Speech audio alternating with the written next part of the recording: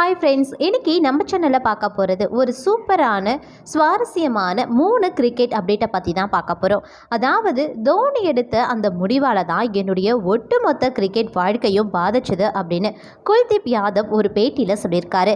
அந்த பேட்டியில் அவர் என்னெல்லாம் சொல்லியிருக்காரு அப்படிங்கிற பல முக்கிய தகவல்களையும், அதை தொடர்ந்து இம்பேக்ட் பிளேயர் ரூலை வச்சு கேப்டன்சியில் தோனி மாஸ் பண்ண போகிறாரு அப்படின்னு அம்பதி ராயுடு ஒரு அதிரடியான தகவலை தெரிவிச்சிருக்காருங்க. அதில் அவர் என்னெல்லாம் பேசியிருக்காரு அப்படிங்கிற பல சுவாரஸ்யமான தகவல்களையும் தெரிஞ்சுக்க போகிறோம். அது மட்டும் கிடையாது, ஸ்ரீகாந்த் சொன்ன ஒரு வார்த்தை தோனி கொடுத்த அந்த வாய்ப்பு அப்படின்னு தன்னுடைய வாழ்க்கையே மாறிடுச்சு அப்படிங்கிற பல முக்கிய சுவாரஸ்யமான தகவலை அடுத்தடுத்து அஸ்வின் சொல்லியிருக்காரு.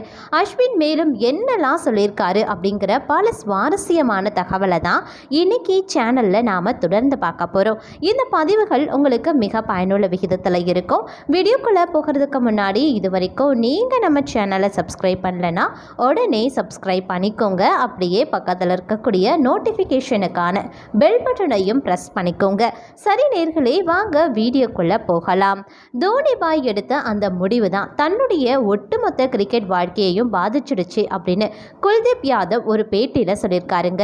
அதாவது இந்திய சுழற்பந்து வீச்சுத்துறையில் அனில் கும்ப்ளேவுக்கு அப்புறமா அமித் மிஸ்ரா மணிக்கட்டு சுழற்பந்து வீச்சாளராக கிடைச்சாரு.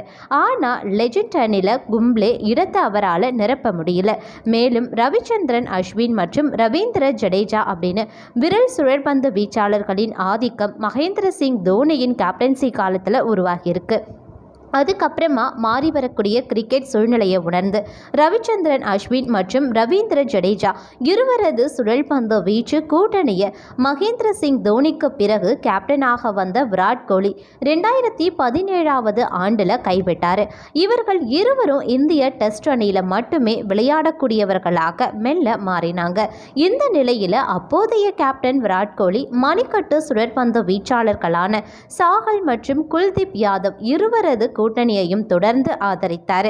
இந்த ஜோடியின் ஆரம்ப காலகட்ட வெற்றி அதிசயத்தக்க வகையில் அமைஞ்சிருந்தது. தென் ஆப்பிரிக்க மண்ணில் அப்போது வெள்ளைப்பந்து தொடர்களில் இவர்கள் மிகப்பெரிய ஆதிக்கத்தை செலுத்தியிருந்தாங்க.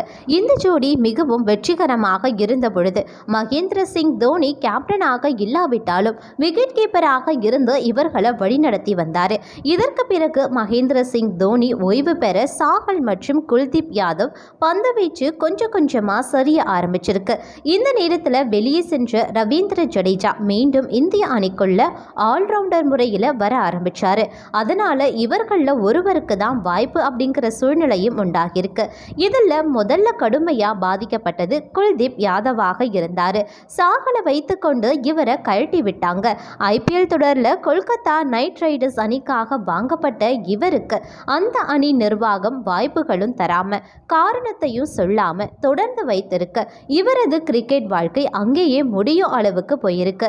இப்படியான நிலையில தான் பந்து வீசும் முறையில் சில மாற்றங்களை செய்து கொண்டு ஐபிஎல் தொடரில் டெல்லி அணிக்கு வந்து சிறப்பாக செயல்பட்டு தற்போது இந்திய அணிக்கு 3 வடிவத்திலையும் முதன்மை சுழற்பந்து வீச்சாளராக மாறியிருக்காரு.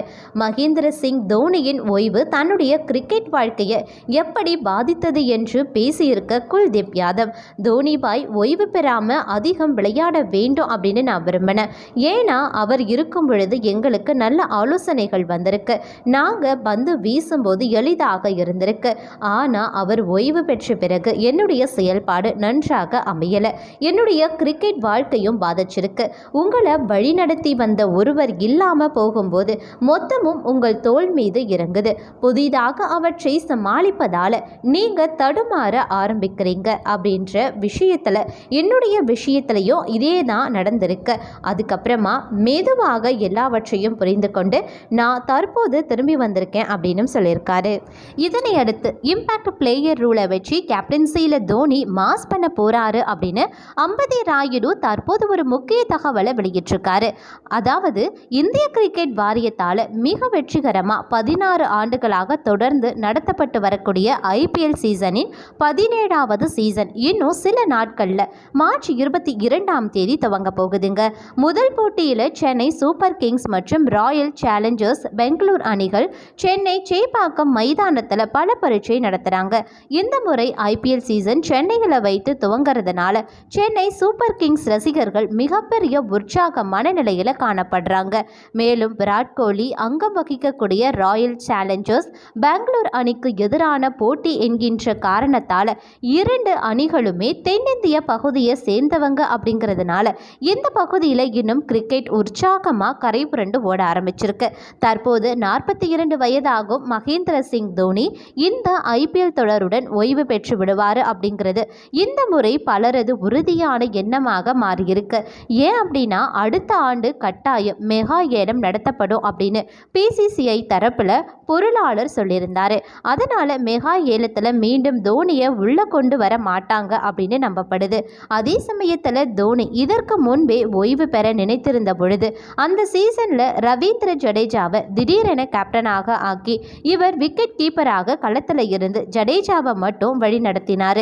ஆனால் ஜடேஜா கேப்டன்சி பொறுப்புக்கு சரியானவராக இல்லாத காரணத்தினால மீண்டும் நடுவில் மகேந்திர சிங் தோனியை கேப்டனாக வந்தார்.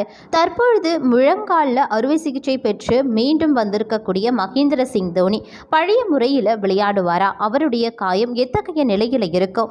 இம்பாக்ட் பிளேயர் விதியை பயன்படுத்திய ஏதாவது செய்வாரா என்பது குறித்தெல்லாம் கடந்த ஆண்டு கோப்பையுடன் சென்னை சூப்பர் கிங்ஸ் அணியில் இருந்தோம் ஐபிஎல் தொடரில் இருந்தோ ஓய்வு பெற்ற அம்பதி ராயுடு வெளிப்படையாக சில விஷயங்களை பேசியிருக்காரு.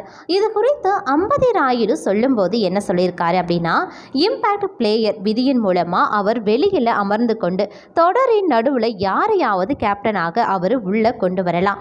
அப்படி இல்லைன்னா இந்த ஆண்டு சிஎஸ்கே அணிக்கு ஒரு மாற்றமான ஆண்டாக இருக்கும் அப்படின்னு நான் நினைக்கிறேன். ஆனால் அவர் கேப்டனாக ஆரம்பத்தில் சிஎஸ்கே அணியை வழி நடத்துவார். தனிப்பட்ட முறையில் எனக்கு அவர் கேப்டனாக தொடர வேண்டும் அப்படிங்கிறது தான் விருப்பம். அவர் இந்த ஐபிஎல் சீசனில் விளையாட முடிவு செய்திருந்தால் அவருடைய உடல் தகுதி 10% இருந்தால் கூட அவர் நிச்சயம் விளையாடுவார். ஏனென்றால் அவர்தான் தன்னுடைய வாழ்க்கையில் பல காயங்களுடன் தொடர்ந்து விளையாடுகிறார். கடந்த ஐபிஎல் சீசனில் கூட முழங்காலில் ஏற்பட்ட காயத்தை தாங்கிக் கொண்டுதான் அவர் தொடர் முழுவதும் விளையாடினார். எப்பொழுதுமே காயங்கள் அவர் விளையாடுவதை ஒருபோதும் தடுக்கவே முடியாது. அதனால அவர் முடிவு செய்திருந்தா நிச்சயம் விளையாடுவார் அப்படின்னு சொல்லியிருந்தாரு. இதை பத்தி நீங்க என்ன நினைக்கிறீங்க?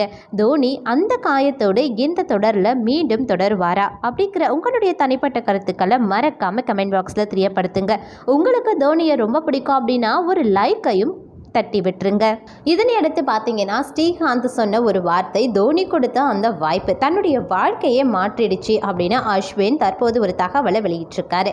அதாவது டிஎன்சிஏ சார்பில் அஸ்வினுக்கு நடத்தப்பட்ட பாராட்டு விழாவில் சிஎஸ்கே அணியில் இணைந்த கதை குறித்தும் வாழ்வின் முக்கிய மாற்றம் குறித்தும் பேசியிருக்காரு. இங்கிலாந்து அணிக்கு எதிரான டெஸ்ட் தொடரில் 500 விக்கெட்டுகள் மற்றும் 100 டெஸ்ட் போட்டிகளில் விளையாடிய முதல் தமிழ்நாடு வீரர் அப்படிங்கிற சாதனையை அஸ்வின் படைத்தார். இதனை பாராட்டும் வகையில் ரவிச்சந்திரன் அஸ்வினுக்கு தமிழ்நாடு கிரிக்கெட் சங்கம் சார்பாக விழா ஒன்று நடத்தப்பட்டுச்சு. இந்த விழாவில் சிஎஸ்கே உரிமையாளர் ஸ்ரீனிவாசன், டிஎன்சிஏ தலைவர் அசோக் சிகாமணி, முன்னாள் வீரர்கள் ஸ்ரீகாந்த், அனில் கும்ப்ளே உள்ளிட்ட பலரும் கலந்து கொண்டாங்க. இந்த விழாவில் ரவிச்சந்திரன் அஸ்வின் பேசும்போது என்ன சொல்லியிருந்தாரு அப்படின்னா, முதல் முறையாக 2008 ஆண்டு ஐபிஎல் தொடர் நடத்தப்பட்டுச்சு. அப்போது சென்னை அணியில் எனக்கு ஒப்பந்தம் அளிக்கப்படலை. உள்ளூர் வீரர்கள் அப்போதும் ஏலத்தில் விடப்படலை. அந்த நேரத்தில் சென்னையில் ஒரு நிகழ்ச்சி நடைபெற்றது. அப்போது மைக்கு எடுத்த ஸ்ரீகாந்த், டே அஸ்வின் பார்த்தேன்டா செமையா பவுலிங் செஞ்சிருக்க.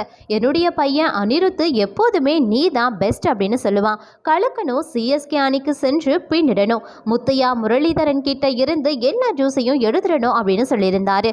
நான் கொஞ்சம் சோகமாக இருந்தேன். ஏன்னா எனக்கு சிஎஸ்கே ஒப்பந்தம் கொடுக்கப்படலை. அப்போது உடனடியாக காசி விஸ்வநாதனை பார்த்த ஸ்ரீகாந்த், என்ன காசி எடுக்கலையா என்று கேட்டாரு. அந்த ஒரு வார்த்தை என்னுடைய வாழ்க்கையை மாற்றிவிட்டது. அடுத்த நாள்லேயே எனக்கு சிஎஸ்கே அணியின் ஒப்பந்தம் கிடைச்சிருக்கு. வாழ்க்கை ஒரு நிமிடத்தில் மாறிடுச்சு. அதன் பிறகு சிஎஸ்கே அணிக்கு சென்று ஜாம்பவான் வீரர்களை சந்திச்சேன். ஹெய்டன், எம்எஸ் தோனி, முரளிதரன் அப்படின்னு ஏராளமானோர் இருந்தாங்க. முத்தையா முரளிதரன் போன்ற ஜாம்பவான் இருக்கும்போது நான் எப்படி பிளேயிங் 11ல் இருக்க முடியும்?